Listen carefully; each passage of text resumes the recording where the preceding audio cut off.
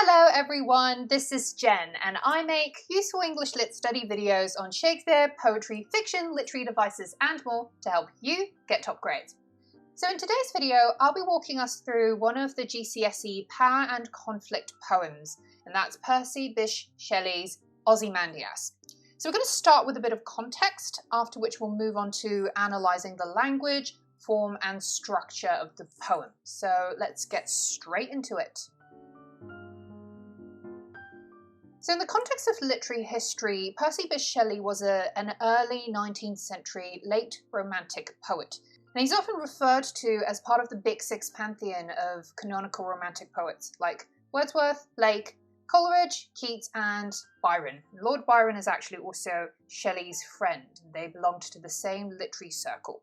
Shelley was a man with strong convictions, and so he was an atheist at a time when atheism pretty much warranted social ostracism, and he was also an anarchist who believed in the self-governing capacity of individuals over the authoritarian essence of government. So he was quite extreme in terms of the opinions that he held. And like many romanticists, Shelley's poetry features ideas like the power of nature over man, and also emphasises the importance of human emotions over rationality. So understanding Shelley's political leanings can actually be useful for our understanding of the poem Ozymandias, which is, in a nutshell, about the failure of a once powerful king to preserve his power for eternity. So the idea of this poem is that no absolute power lasts, and so to pursue it with such vehemence in the first place can actually seem rather silly, if not futile and meaningless in hindsight. So Shelley wrote Ozymandias in a friendly sonnet writing contest against his friend and accountant Horace Smith, who also belonged to the same literary circle as Percy Shelley and his wife Mary Shelley, of course the author of Frankenstein, as well as fellow poets Leigh Hunt and Lord Byron. But of course Horace Smith was considerably less famous than Shelley. So there's an interesting parallel between the background and content of this poem Ozymandias, because both Shelley and his subject matter, Ozymandias, who is the 13th century Egyptian pharaoh, Ramesses II, they're both men who sought to cement their legacy in a race against time, either through, in Shelley's case, the written medium of verse, or, in Ozymandias' case, the architectural form of a monument. So with that, let's segue into our main analysis and look at the linguistic and structural and formal elements of this poem. So I'm going to annotate the poem alongside my spoken analysis. Hopefully this will give you guys a better visualization of how you can go about annotating poems as you make notes, because I've received some requests about this from some of you, so hopefully this will help.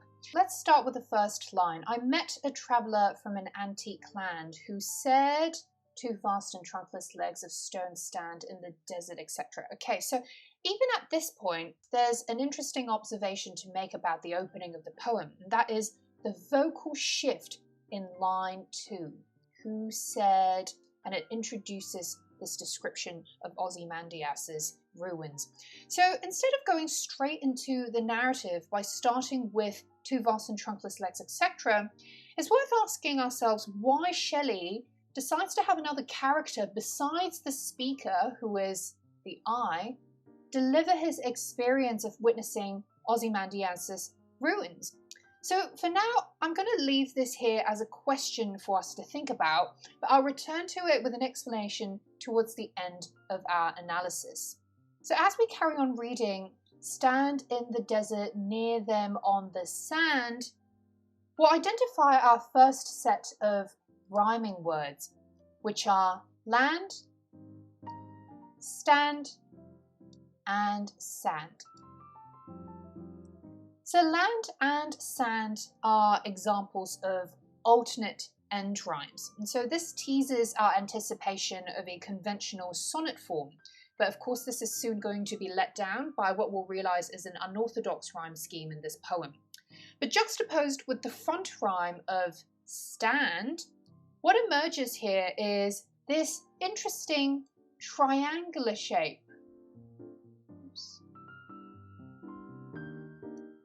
This interesting triangular shape, which brings to mind a pyramid, which is the classic Egyptian structure.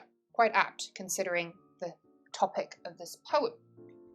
So the visual pyramid here created by this triple rhyme is upright and supported as a shape, with land being the tip and stand and sand being those lexical pillars of these two vast and trunkless legs of stone.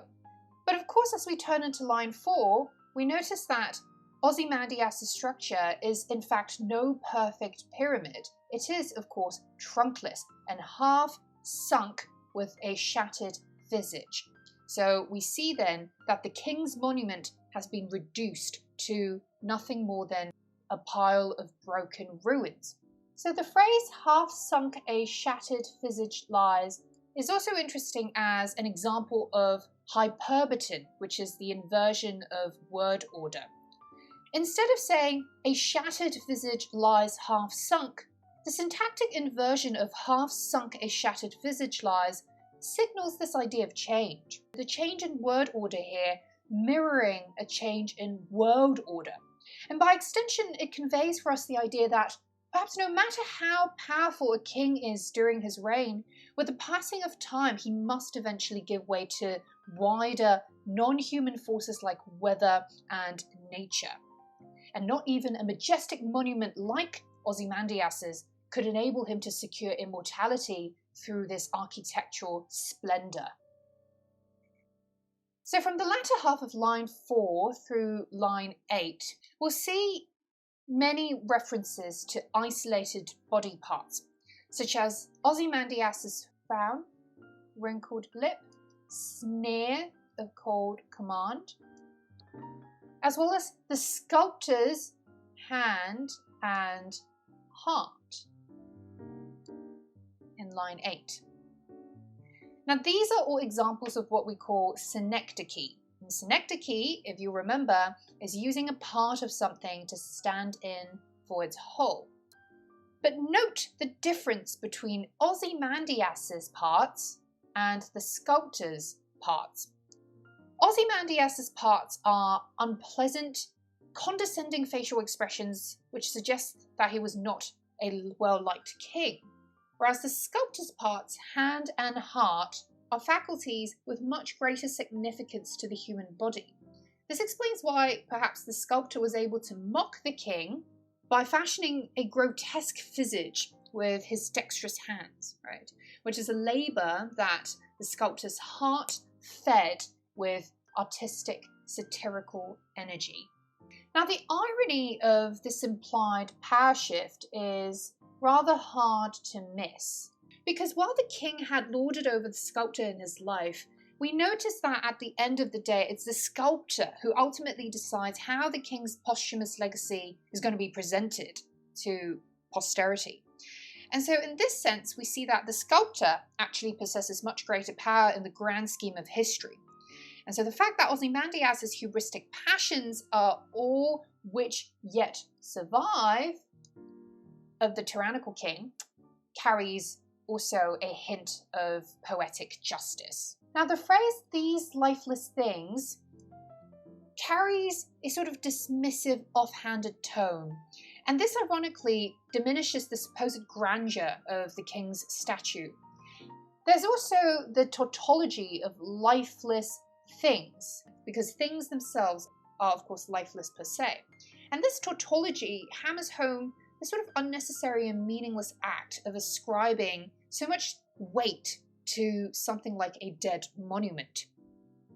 And when we reach line 10, where Ozymandias' voice is ventriloquized, when he says, "My name is Ozymandias, King of Kings, look on my works, ye mighty, and despair," we see a sort of bombastic hyperbole, especially in the phrase "King of Kings." And the ring in the word kings echoes this earlier reference to lifeless things. So by coupling kings and lifeless things, Shelley very skillfully exposes the hollowness of Ozymandias' claim, because even the greatest king of all, at one point in history, is now left in only the form of dust and remnants.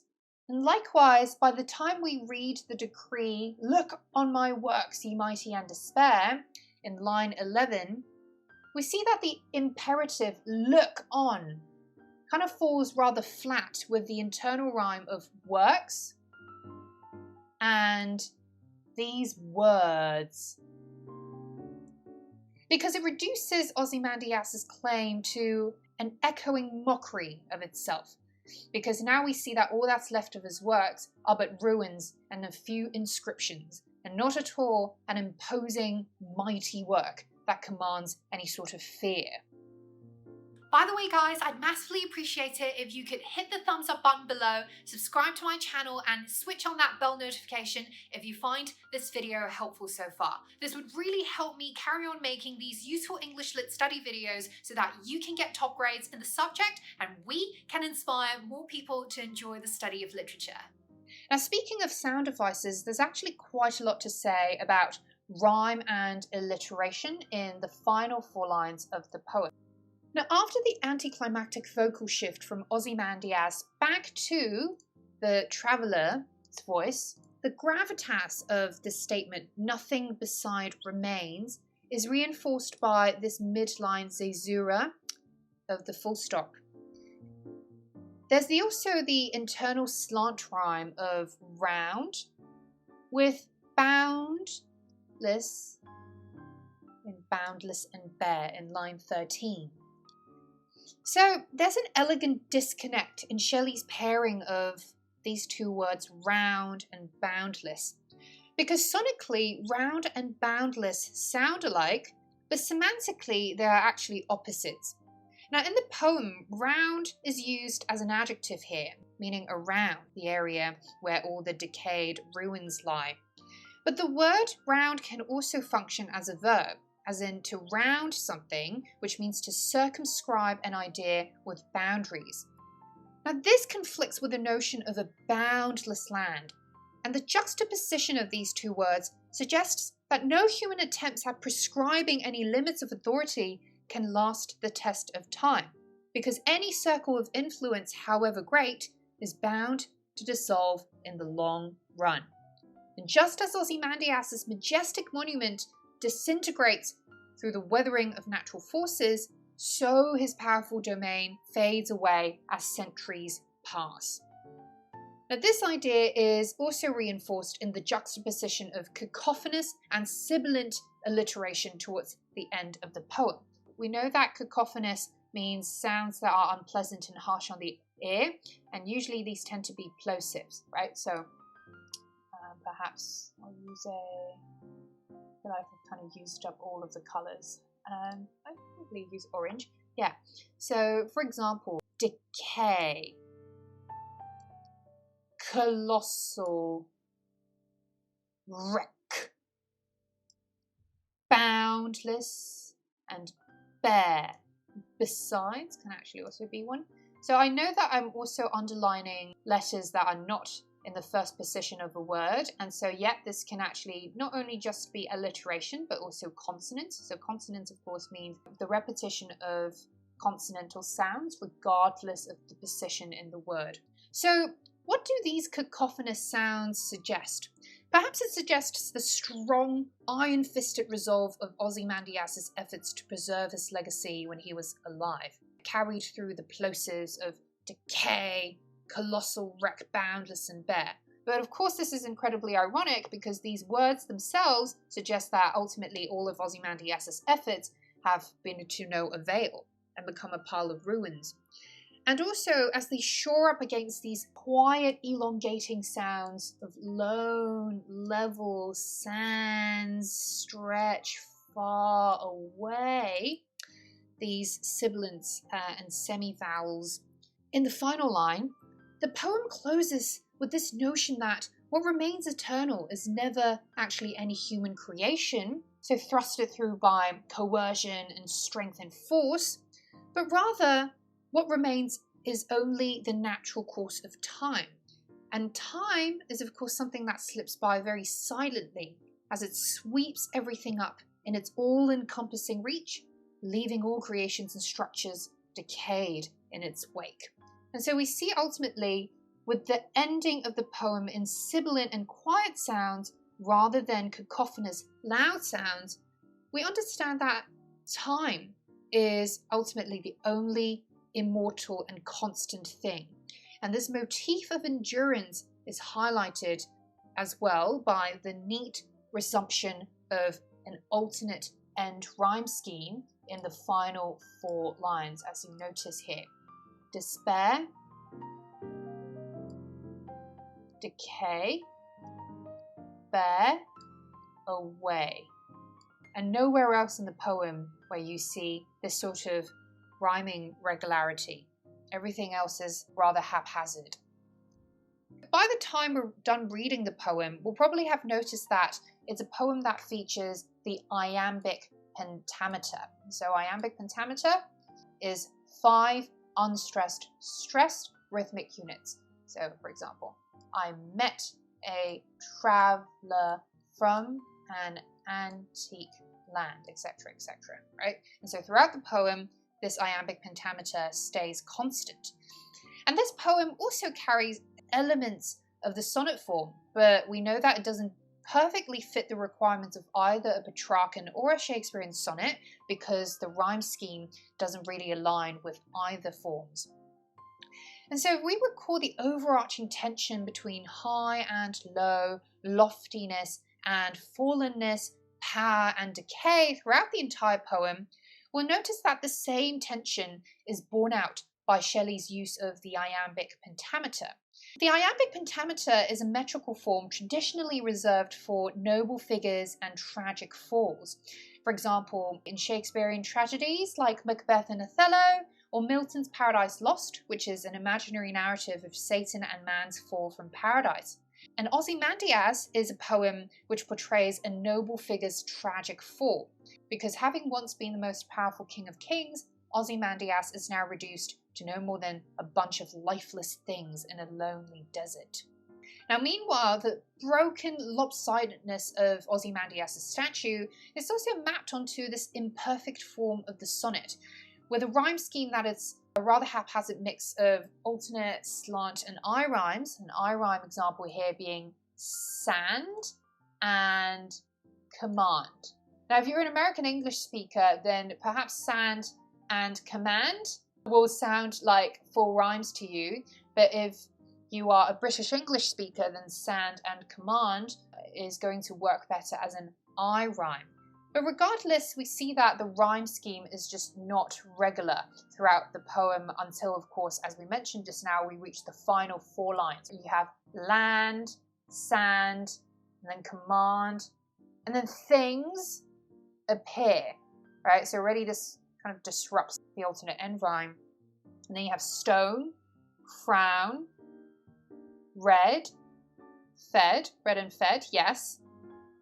But then it jumps immediately to kings and decay. So it's definitely not the sort of ABBA of the Petrarchan scheme or the ABAB of the Shakespearean sonnet scheme. So as a final point, let's return to the question I had set out for us at the start of our analysis, and that is about the focal shift. Why Shelley decides to channel the story of witnessing Ozymandias' ruins through the voice of this random traveller. Again, recall the main action of this poem. And the main action of this poem is basically a king's preservation of his legacy and a desire to preserve and immortalise his legacy. Now for Ozymandias, he chose the most ostentatious way to preserve his legacy, right? By building this imposing monument. But the greatest irony of this is that long after his death, the only medium through which his legacy can remain is something much less glorious and majestic. And that is the casual narrative of this traveller, and not at all the architectural splendour that the king had initially intended for himself, because none of that, we see, has withstood the test of time, being now reduced to vast and trunkless legs of stone that's half sunk. So having the traveller deliver Ozymandias' tale creates this irony through contrast, and it reinforces the central idea that all human creations, however elaborate or majestic they may seem from the outset, must eventually meet the fate of insignificance or eventually even cease to be altogether.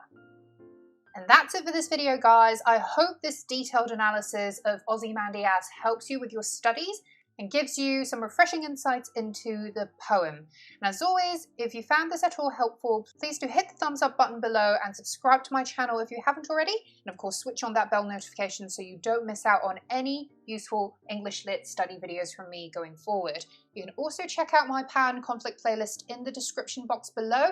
And you can also direct message me over on Instagram at Hyperbolit, which is my handle. You can send me questions there or share with me any sort of learning challenges that you may have when it comes to English literature. But for now, that's it, and I will see you guys in the next video. Ciao!